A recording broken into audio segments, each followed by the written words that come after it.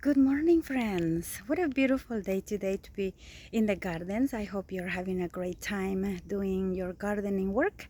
And today I'm gonna be pruning this beautiful Pyrus Salicifolia or willow-leaf pear, which is a beautiful shrub. I'm gonna turn this around so you can see better. Here is the willow-leaf pear, which is grown for foliage attraction only, and it's a little congested. I want to keep this pendulous form, so I'm going to be lifting the skirt a little bit, removing the top stems that are shooting towards the sky, and on this side is one-sided.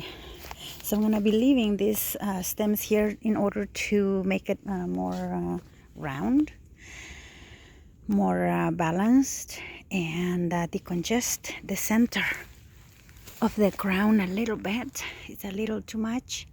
Since we don't care for fruit production, we can trim a little bit to remove whatever is congested, dead, damaged, and diseased. As always, keep that in mind. Always keep in mind those three things: principles of pruning, and pruning fruit trees for creating fruit for consumption is different than pruning a regular shrub, because fruit trees produce fruit on older stems. So if you were to prune an apple tree and you want fruit for next year, you might not want to do heavy pruning. So this one is just for foliage, so we are good to go to give it a little shape, make it more handsome, and also remove some excess in the center so that when snow comes it can go through it and not sit on top. So one of the reasons to prune your shrubs and make it Mother Nature ready. I'm gonna pause this video and I'll update you as we work in this garden and make this shrub a little bit more handsome. So as you can see here on this side, it's starting to look more pendulous and more neat. You can see the cuts that I made here. These cuts that I made were either the stem is either going up or it was just too long and it wasn't necessary.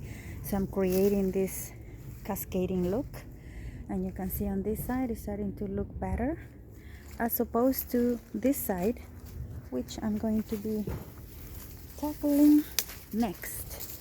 You see? So that's what we're doing: training and pruning whatever is unwanted. And as I always say, please make sure your secateurs are sharp and clean.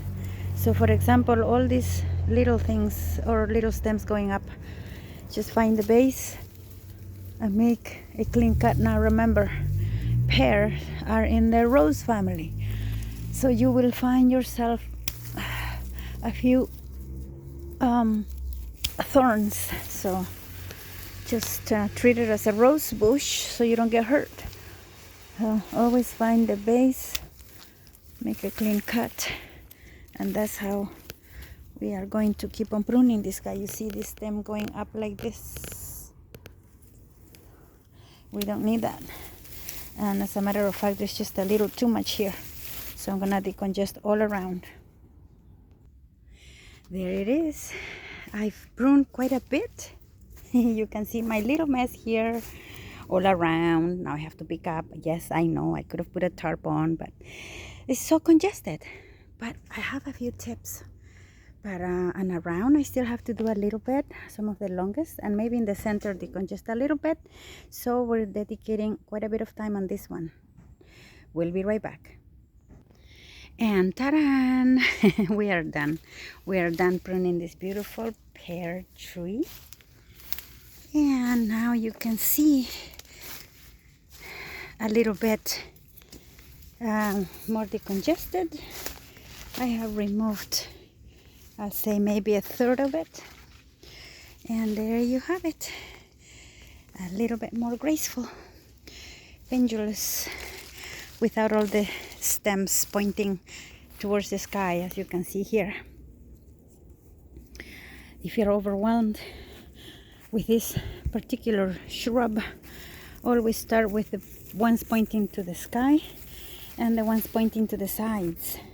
It has a quite a habit, this tree, of sending stems to the top, as this one, look, is going to the sides. They have that habit, so just train it and remove what needs to be removed in order to keep the beautiful, gracious, cascading shape. It's a beautiful shrub. There you have it, guys and gals. I hope you found this video helpful, and you now know how to trim this particular shrub. Thank you very much for watching, and if you have liked this video, please give it a like, share, subscribe. Thank you very much. See you next time. Bye bye.